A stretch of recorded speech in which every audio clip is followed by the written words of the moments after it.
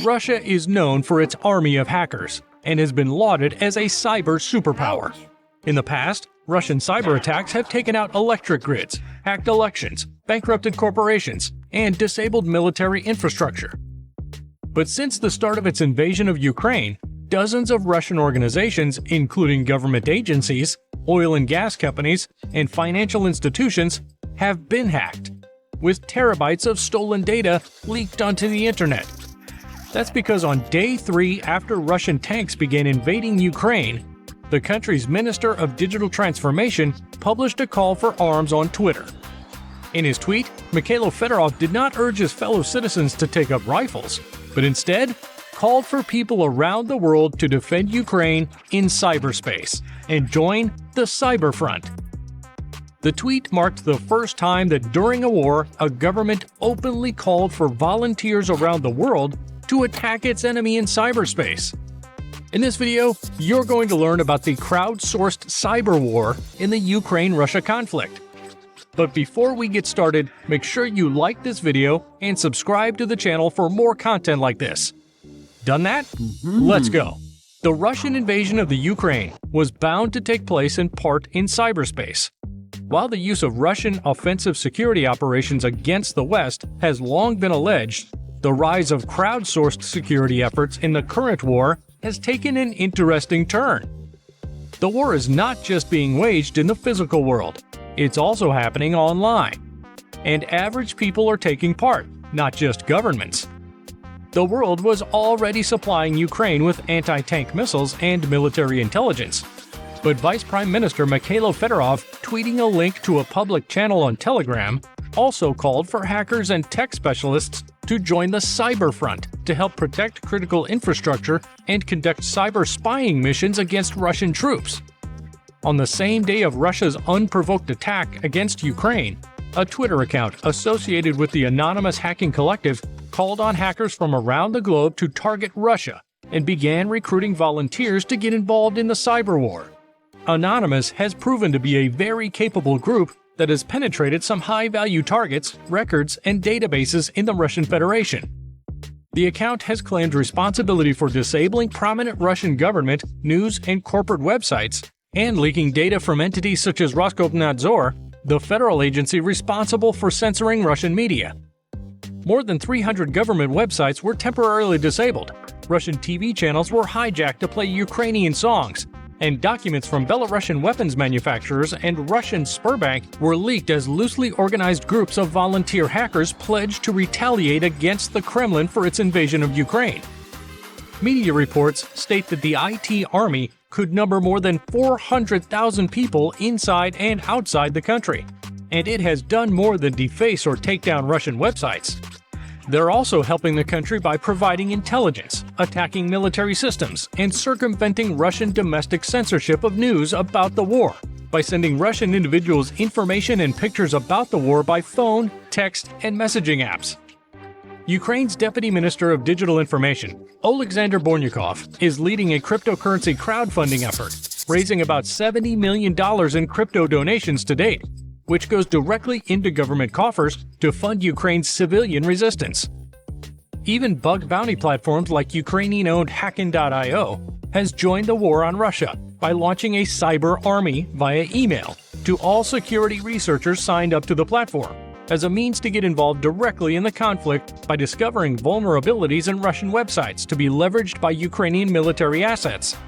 The Bug Bounty program calls for tech professionals and security researchers to select a Russian propaganda or infrastructure website, find critical vulnerabilities, then submit a report.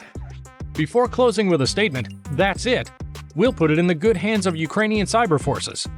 If anything, this new style of crowdsourced hacktivism shows that Russia has become the biggest victim of cyber warfare, not Ukraine.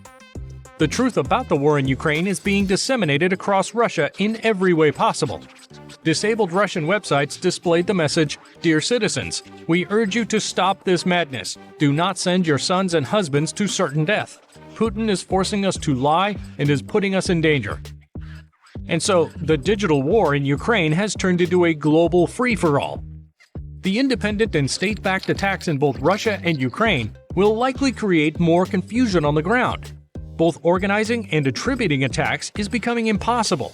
While it remains unclear if Russia's government intends or is able to carry out more devastating cyber attacks, the whole world is watching Ukrainian internet networks. At this stage, it's difficult to judge how much impact these attacks have had on the Russian invasion, and whether hacktivists will be able to pull off sophisticated cyber attacks on Russia's critical infrastructure remain unclear. Some experts say that the work of cyber guerrillas can help Ukraine sow chaos in Russia, as the country is defending itself against the Russian invasion. Others warn that the efforts could interfere with strategic operations by Ukraine's official cyber authorities or Western intelligence services. Both could be right. At the same time, Moscow seems unlikely to watch the attacks without retaliating.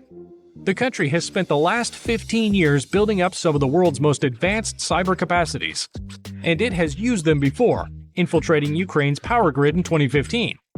Because of the loosely defined scope and highly charged geopolitical tension, this is where things can start to go awry if you're unleashing crowds of zealous security researchers on targets that supposedly impact one side or the other. But in reality, they may have nothing to do with it, and therefore become an innocent bystander. The entry of more non-state actors has added a hard-to-quantify variable to a conflict awash with disinformation campaigns and opaque cyber operations. All it would take today is a single tweet defining a company, an individual, or an asset that's in league with the Russian invasion, and therefore would feel the wrath of the masses online, without any gatekeeper there to validate the intelligence in the first place. While companies around the world are evaluating their exposure to this conflict and trying to shore up their defenses against Russian retaliation from the sanctions imposed, it is increasingly likely that we will see companies caught up in the tidal wave of outrage and become victims to the crowd when they are named and shamed, and their online assets attacked because of vague association to one side or the other. Yet, the crowdsourced cyberwar is not just being fought on Ukraine's side. Within Moscow's sphere of influence, one prominent hacking group has joined the fight. The Conti ransomware gang pledged full support to the Kremlin on its website and warned that it would launch cyber attacks against critical infrastructure of countries that organize any war activities against Russia. The fear is that non-state actors' entrance into the fight on either side could add confusion that leads to escalation between Russia and other countries, potentially spilling over into World War III. Today, anyone, including the stereotypical hacker in a hoodie working out of their parents' basement, can join in on a cyber war. As the Ukraine-Russia conflict rages on, more and more people from around the world are joining the conflict from the comfort of their own home. Cyber attacks have become accessible unlike ever before, meaning cyber war is no longer solely the domain of highly sophisticated government hackers. Technology, whether it be in the form of software tools, social media platforms, or instantaneous messaging, has expanded the Ukraine-Russia war from one that is confined by geographical boundaries to one whose reach is only limited by the internet. In this conflict, the networks and computers around the world have proven to be just as much a battlefield as the cities in Ukraine. Crowdsourcing cyber attacks is not new, but we are now seeing it on a scale unlike ever before, and the potential impact of so many different players becoming involved remains to be seen.